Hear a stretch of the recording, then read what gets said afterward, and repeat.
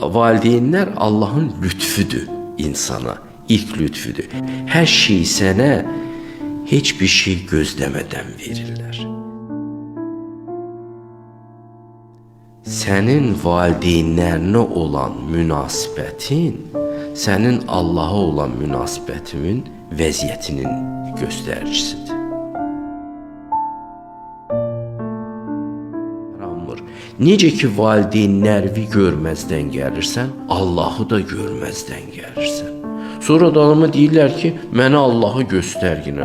Əzizim, sən körsən, sənə nəyi göstərim? Günlərin bir günü ayılanda,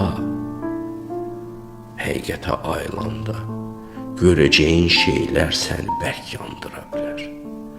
O yandıracaq şeylərdən birisi də o sənin naşükürlüyün olacaq. Valideynlərə qarşı, bir də Allah'a qarşı.